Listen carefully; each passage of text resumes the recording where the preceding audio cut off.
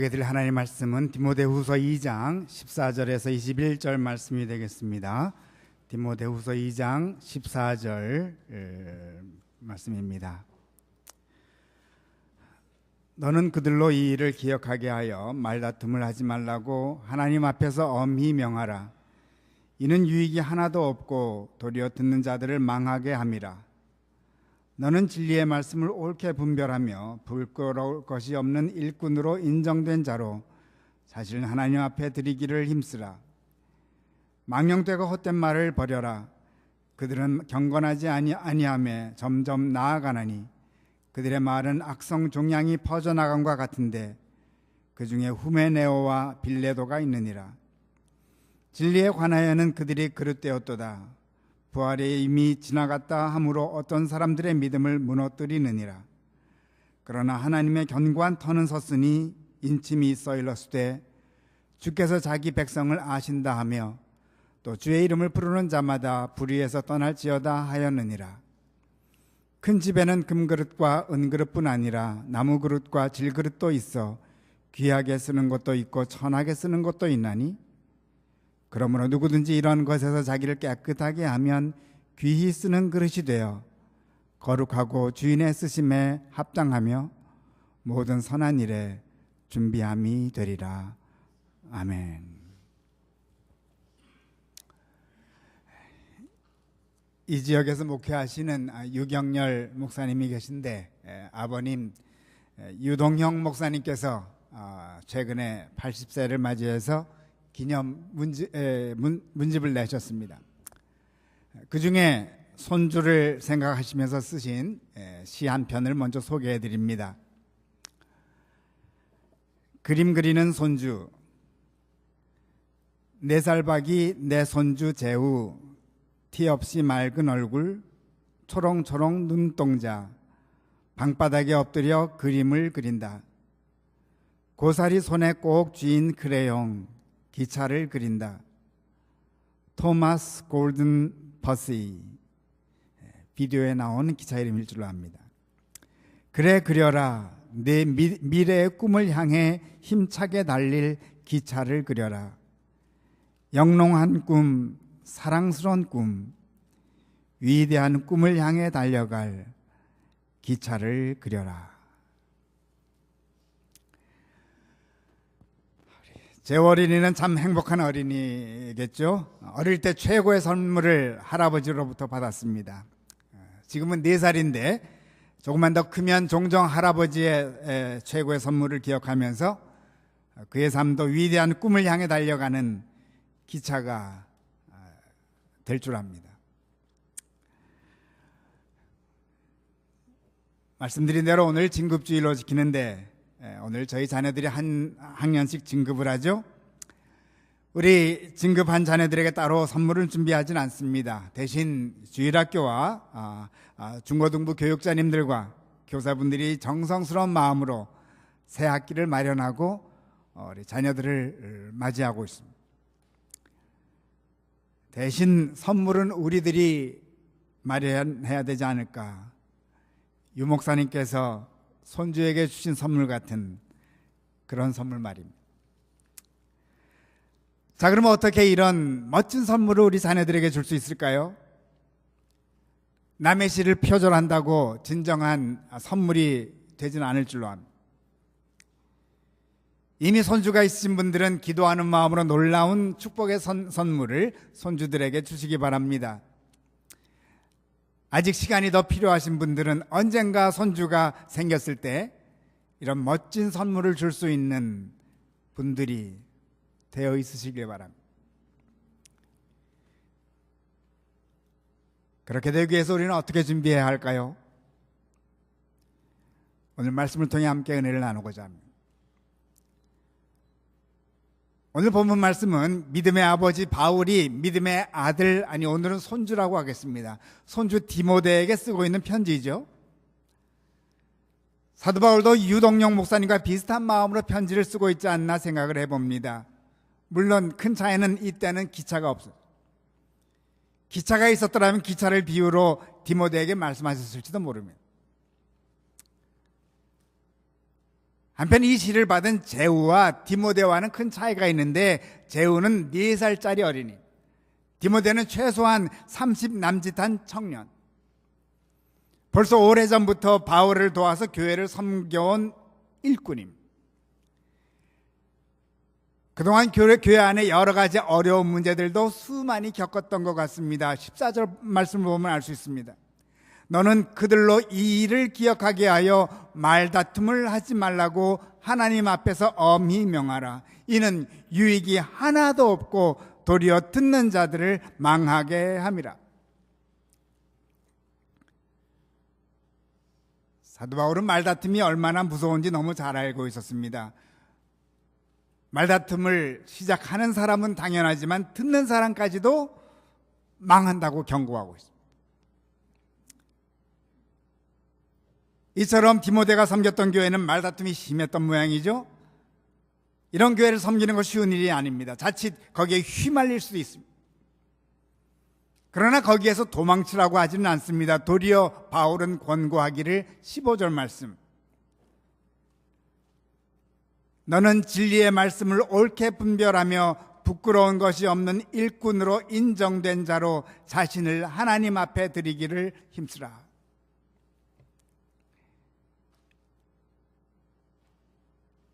말다툼이 많고 시끄러운 어려운 교회를 섬기지만 가장 중요한 것은 자신의 모습이라는 것입니다. 그러한 가운데서도 달리는 기차가 될 수 있다는 것. 조건은 부끄러운 것이 없는 일꾼으로 하나님 앞에 인정받는 자가 된다는 것입니다.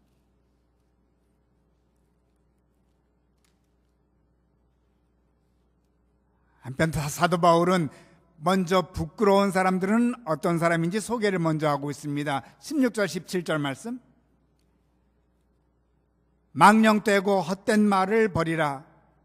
그들은 경건하지 아니함에 점점 나아가나니 그들의 말은 악성 종양이 퍼져나감과 같은데 그 중에 후메네오와 빌레도가 있느니라.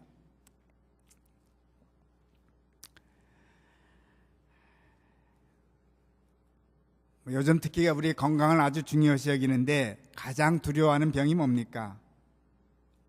암이지 않습니까?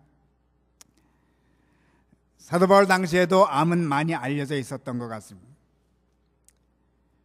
요즘 암의 원인을 의학적으로 여러 가지로 밝히고 있는데 사도 바울은 이미 그 원인도 알았습니다. 망령되고 헛된 말. 여기에서 나오는 암이 얼마나 무서운지 18절 말씀. 진리에 관하여는 그들이 그릇되었도다. 부활이 이미 지나갔다 하므로 어떤 사람들의 믿음을 무너뜨리느니라.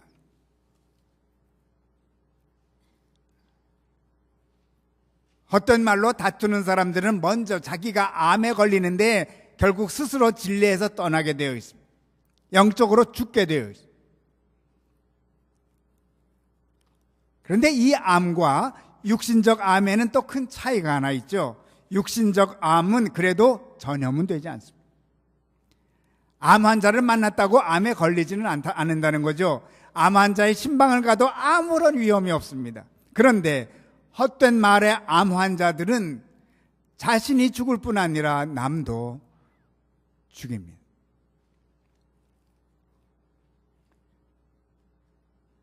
그러면 어떻게 해야 되죠? 36개 주랭랑? 맞습니다.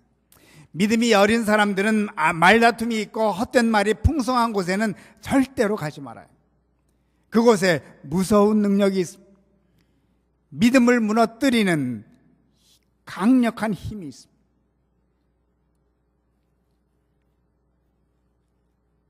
그런데 더 겁이 나는 것은 이것은 보이지 않는다는 거예요.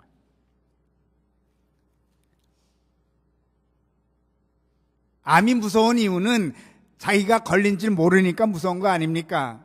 암 세포가 생기는 순간 아프기 시작하면은 초기에 치료해버리면은 완쾌됩니다. 그러나 암은 아프지 않게 알리지 않고 시작합니다. 영적인 암도 매한가지입니다. 헛된 말로 인해 생긴 악성 종양도 매한가지입니다. 전혀 알 수가 없습니다. 죄로 인해 생긴 질병은 전혀 느낄 수가 없습니다. 그런데 더 무서운 것은 이 무서운 종양은 전염까지 됩니다.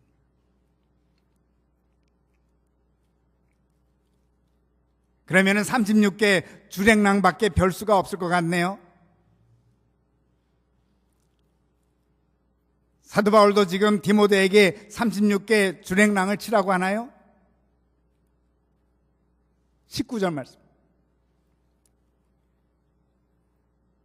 그러나 하나님의 견고한 터는 섰으니 인침이 있어 일러스되 주께서 자기 백성을 아신다 하며 또 주의 이름을 부르는 자마다 불의에서 떠날지어다 하였느니라.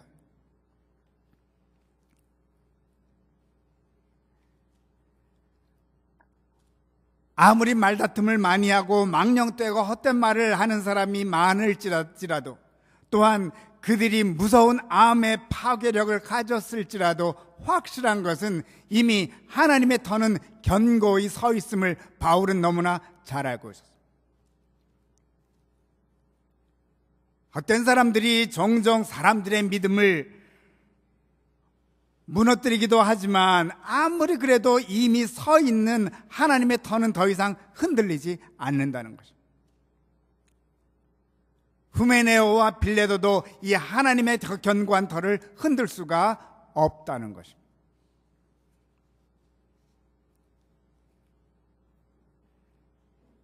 교회 여러분, 예수님의 보혈의 피로 말미암아 이 세상에는 하나님의 견고한 터가 자리를 잡게 되었습니다.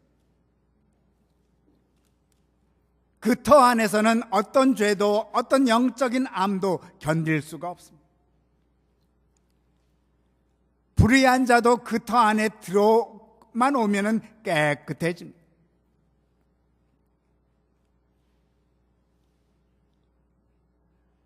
다시 말씀드립니다. 죄는 육신의 암보다 더 무섭습니다. 그러나 그 죄가 고양이 앞에 쥐가 되고야 맙니다. 하나님의 터에서.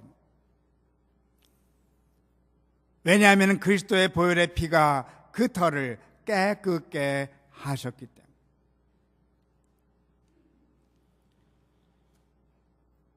하나님의 터는 든든히 서 있습니다. 그리고 사도 바울도 디모데도 또한 우리 모두도 이 터 위에 서 있습니다.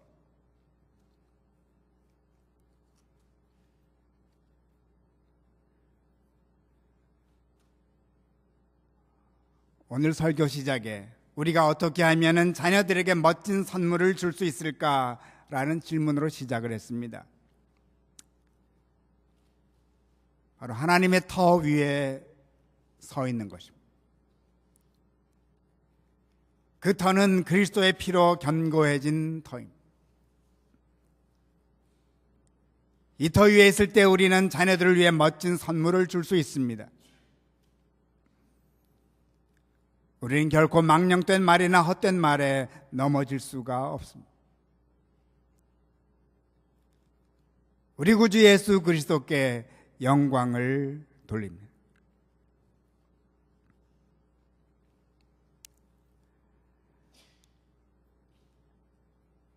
그러면 이 터 위에서 우리가 무엇을 해야 할까요?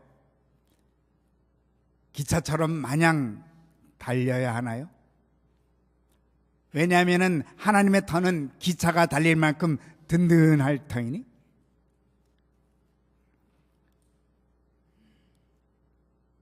그런데 그 다음 기절을 보면은 분위기가 바뀌어졌습니다. 가정을 비유로 해서 말씀을 하고 있습니다.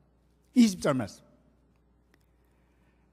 큰 집에는 금 그릇과 은 그릇뿐 아니라 나무 그릇과 질 그릇도 있어 귀하게 쓰는 것도 있고 천하게 쓰는 것도 있나니.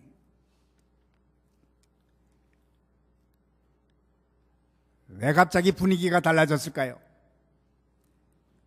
결론부터 내립니다. 우리는 귀하게 쓰는 그릇이 되면 됩니다. 기차처럼 신나게 달리게 하는 일은 우리 몫이 아닙니다. 하나님께서 기관사가 되십니다. 우리는 기관사를 위한 그릇입니다. 폭풍우를 뚫고 어떻게 달리나 우리는 걱정할 필요가 없습니다. 그것은 하나님의 몫입니다. 우리는 하나님의 그릇입니다.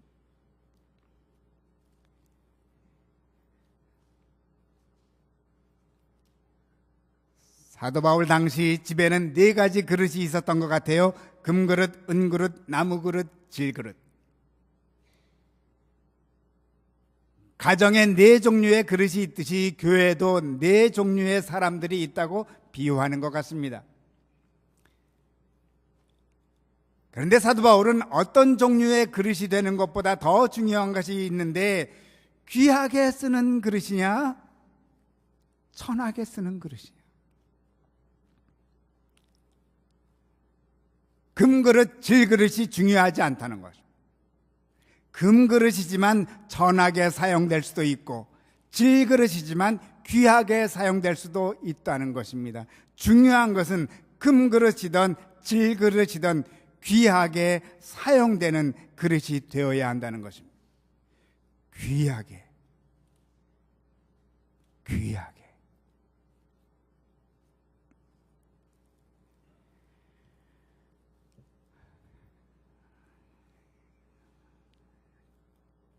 얼마 전에 한국의 유명한 석학 한태동 박사님이 저희 교회 예배에 참석하셨습니다. 함께 식사를 나누면서 좋은 말씀을 들었습니다. 다음과 같은 말씀이 기억에 남아 있습니다. 아버님은 한 에녹 장로님이신데 늘 말씀하시기를, 모든 사람은 다 자기 역할을 하게 되어 있단다. 모든 사람은 다 자기 역할을 하게 되어 있단다 말씀하시곤 하셨다고 합니다. 한 박사님이 대학원장을 하실 때인지 도서관에서 일하는 사람이 아주 불성실해서 어떻게 하나 늘 고심을 많이 하셨다고 합니다. 레이업 시키고 싶은 마음이 자꾸 생기지만 그럴 때마다 아버님 말씀이 생각이 났습니다. 모든 사람은 다 자기 역할을 하게 되어 있단다. 이때 도서관에서 자꾸 물건이 없어지는 일이 생기곤 했습니다. 책임자라서 고심이 많았습니다.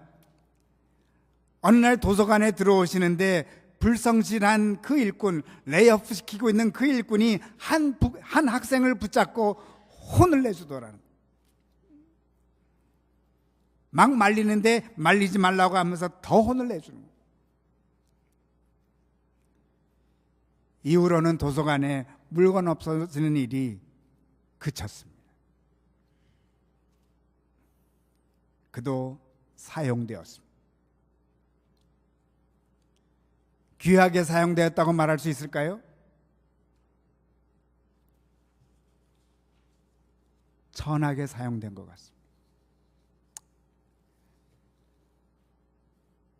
한 영혼을 구하는 데 사용됐다면 귀하게 사용된 것입니다.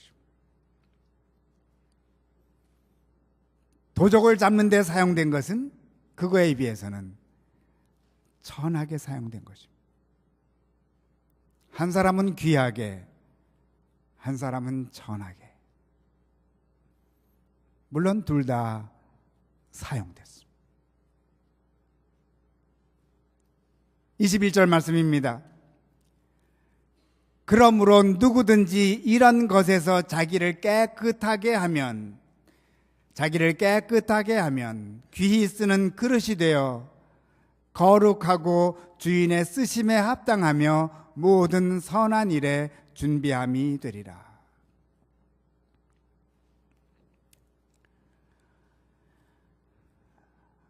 아마 사도 바울 당시 천하게 사용할 수 있는 그릇은 많았던 것 같습니다. 그러나 귀하게 사용할 수 있는 그릇은 적었던 것 같습니다. 그때뿐일까요? 언제나 교회에서는 귀하게 사용되는 그릇이 부족할 때가 많을지 모릅니다. 왜 부족한 현상이 생기냐고요?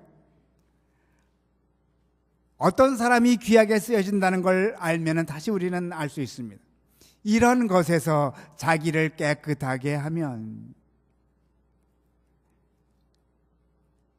자기를 깨끗하게 하는 자가 적을 때 귀하게 사용되는 그릇이 적어진다는 것입니다.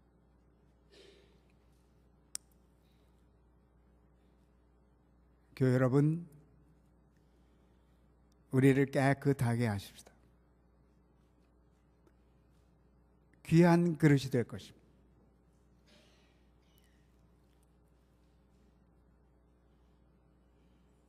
유대교 전통을 이어서 초대교회 교인들은 귀한 그릇이 되기 위해서 하루 3번 기도를 드렸죠. 이른 아침, 오후, 그리고 저녁 내지 밤에 하루 3번 그들은 그리스도의 십자가 앞에 서곤 했습니다. 그리스도의 보혈로 깨끗해지는 체험을 한 것입니다. 이에 기관사 되신 하나님께서 그들을 귀하게 사용하신 것입니다.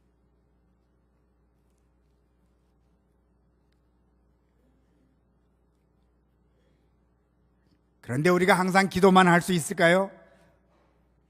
오래전 들은 이야기입니다. 발명왕 토마스 에디슨에게 누가 물었습니다.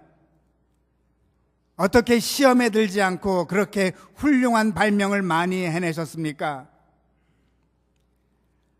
안경을 내리면서 말하기를, 시험에 들 시간이 어디 있어?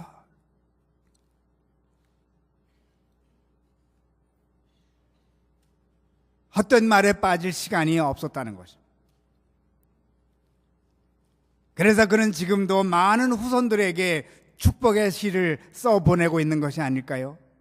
사랑하는 꿈, 위대한 꿈을 향해 달려갈 기차를 그려라.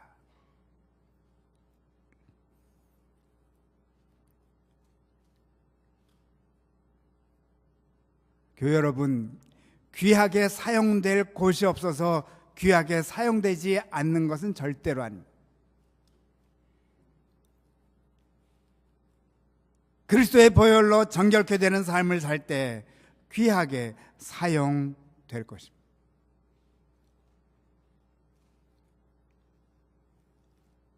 그리스도의 나라에 맞는 일꾼이 되십시오. 주인의 쓰심에 합당한 사람들이 되십시오. 우리의 인생의 기차는 폭설을 뚫고 달리고 있습니다. 왜냐하면 하나님께서 기관사이시기 때문에. 우리는 그 안에 타고 있는 그분의 그릇입니다.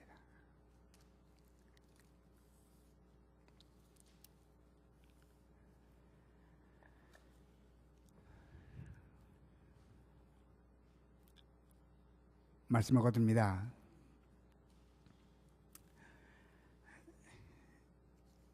오래전에 저희 교회를 목회하셨던 우리 김갑동 목사님이 계십니다. 신학 박사학위를 받으신 후 한국신학교에서 교수로 섬기셨던 분인데 현재 춘추는 80 안팎이 될 줄로 압니다. 80 안팎이신 김 목사님은 시간만 나면은 도서관에 가서 공부를 하십니다. 특히 원어 내지 독어로 성경을 읽곤 하십니다. 그래서 젊은 목사님들이 여쭤봤습니다. 왜 지금도 그렇게 공부를 열심히 하십니까? 독일어 성경은 왜 읽으시죠? 목사님 답변은, 내가 준비를 하고 있으면 언젠가 하나님께서 쓰실지 누가 알아?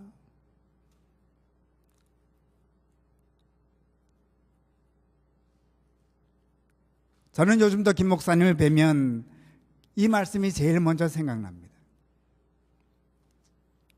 그러면서 나는 지금 최선을 다하는가 자책의 마음을 갖곤 합니다.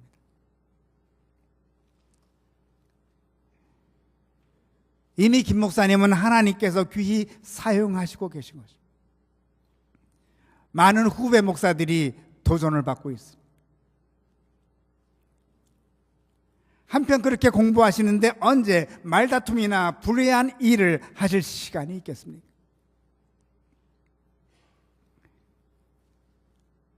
김 목사님은 자신을 하나님께서 귀히 쓰시는 그릇으로 여기고 계신 것입니다. 거기에 합당하게 준비하고 계십니다. 이미 귀하게 사용받고 계십니다.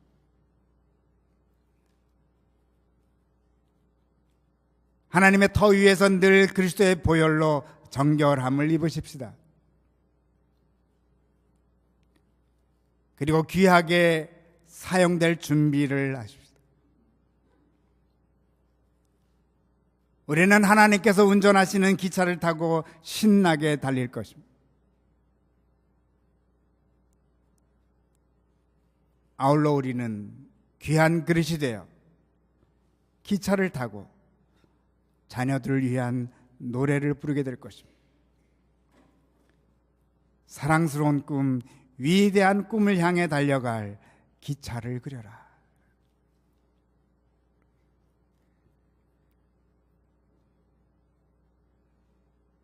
성경은 말씀합니다. 그러므로 누구든지 이런 것에서 자기를 깨끗하게 하면 귀히 쓰는 그릇이 되어 거룩하고 주인의 쓰심에 합당하며 모든 선한 일에 준비함이 되리라. 아멘.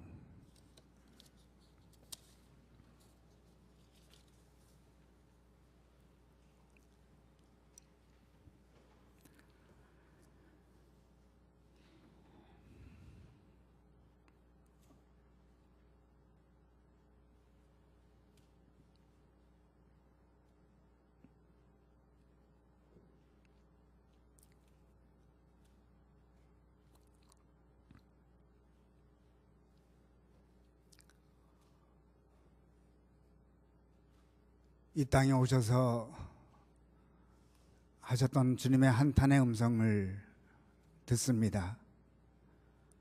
추수할 것은 많은데 일꾼을 보내주소서. 귀한 일은 할 것은 많은데 귀한 일 할 그릇을 찾고 계시는 주님의 음성임을 새롭게 듣게 도와주시오니 진실로 감사드립니다. 저희들이 먼저 주님을 위한 귀한 그릇이 되기를 원합니다. 하나님의 터 위에 든든히 서 있는 저희들 되게 도와주소서. 늘 예수 그리스도의 보혈의 피로 우리를 정결케 하는 특권을 날마다 누리는 축복을 있게 도와주시고 아울러 귀한 일에 사용될 준비를 늘 하는 저희들 모두가 되게 도와주옵소서. 오늘 특별히 진급주일을 맞이하는 저희 자녀들을 위하여 또한 귀한 기도를 드립니다.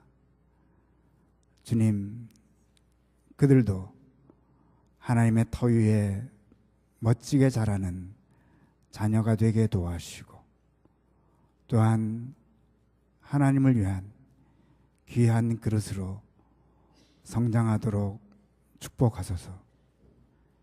이를 위하여 저희들 자녀들과 손주들에게 놀라운 축복의 시를 보내는 저희들이 되기를 원합니다. 예수 그리스도 이름 받들고 기도드리옵나이다. 아멘.